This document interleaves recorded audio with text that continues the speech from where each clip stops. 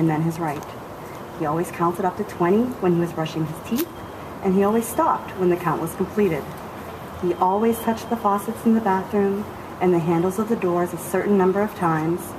Odd numbers were bad, but even numbers were fine, with 2, 4, and 8 being particularly favorable, although he didn't care for 6, because 6 was twice 3, and 3 was the second part of 13, and 13 was very bad indeed. If he bumped his head against something, he would bump it a second time to keep the numbers even. And sometimes he would have to do it again and again because his head seemed to bounce against the wall, ruining his count, or his hair glanced against it when he didn't want it to, until his skull ached from the effort and he felt giddy and sick. For an entire year, during the worst of his mother's illness, he carried the same items from his bedroom to the kitchen first thing in the morning, and then back again last thing at night. A small copy of Grimm's Selected Fairy Tales, and a dog-eared magnet comic.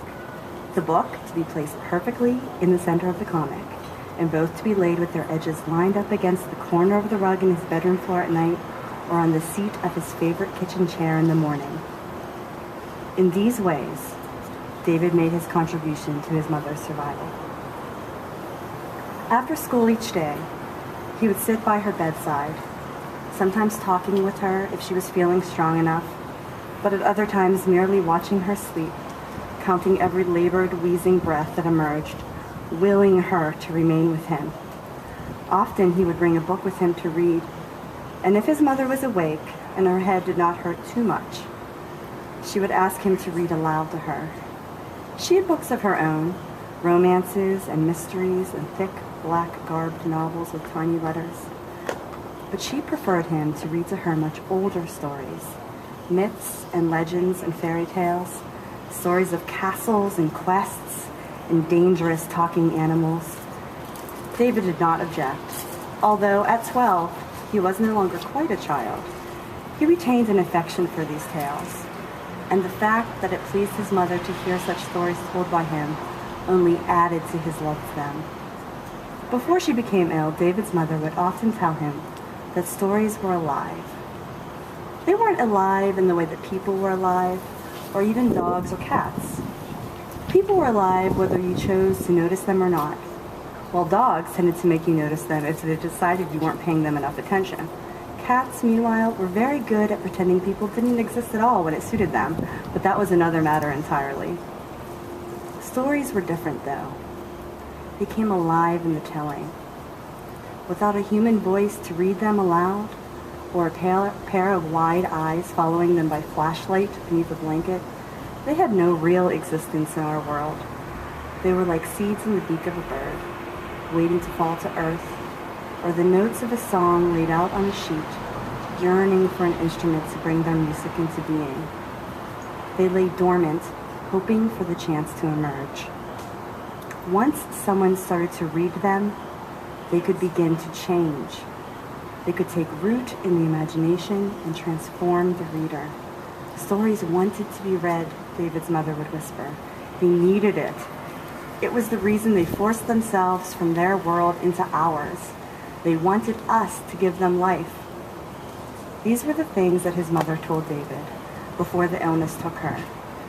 She would often have a book in her hand as she spoke, and she would run her fingertips lovingly across the cover, just as she would sometimes touch them to David's face or to his father's when he said or did something that reminded her of how much she cared for them.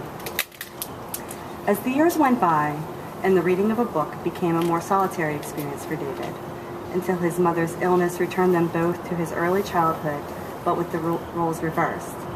Nevertheless, before she grew sick, he would often step quietly into the room in which his mother was reading, acknowledging her with a smile, always returned, before taking a seat close by and immersing himself in his own book so that, although both were lost in their own individual worlds, they shared the same space and time.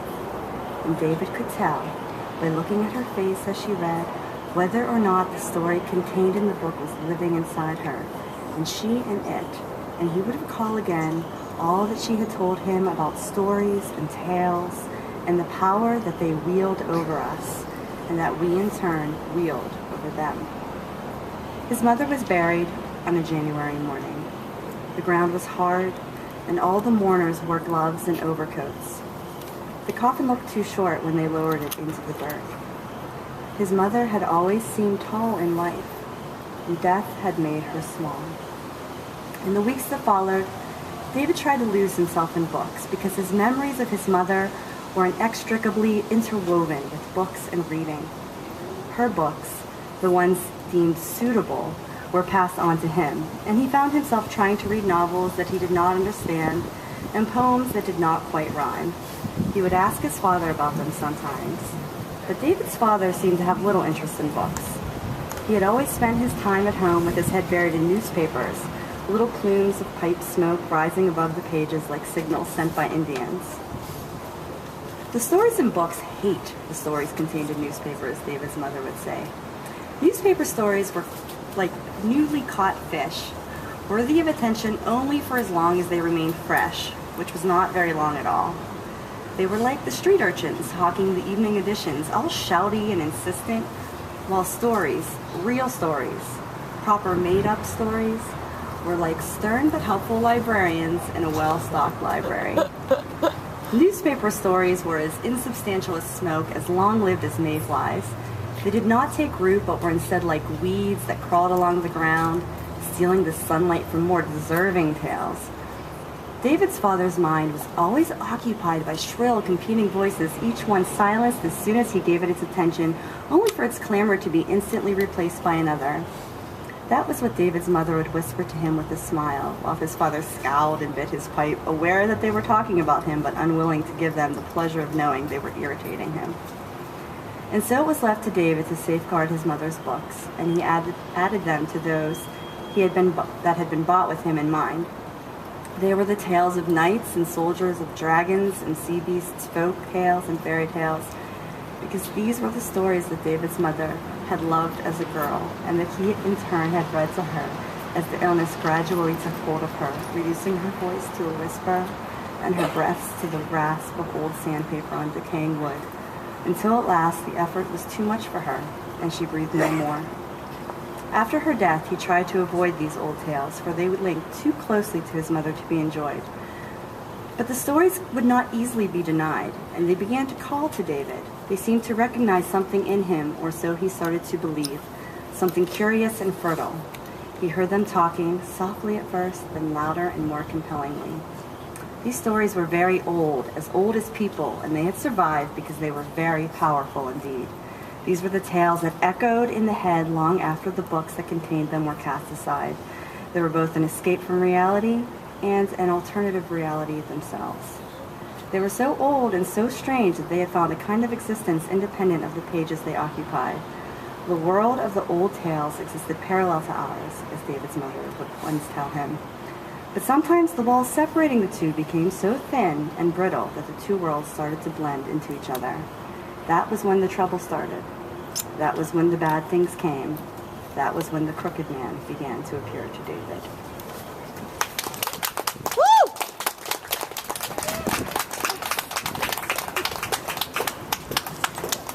Thanks, Paul. That was really, really great.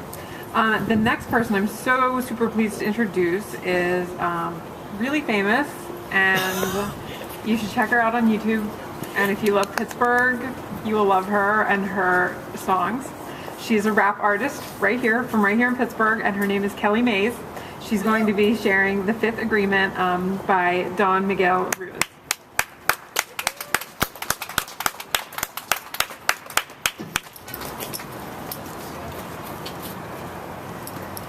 Super famous. I don't know about that. I'm so happy to be here. The story of you, the first agreement. Be impeccable with your word. For thousands of years, humans have tried to understand the universe, nature, and mainly human nature.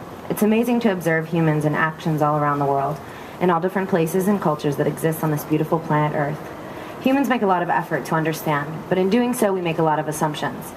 As artists, we distort the truth and create the most amazing theories. We create entire philosophies and the most amazing religions. We create stories and superstitions about everything, including ourselves. And this is exactly the main point. We create them.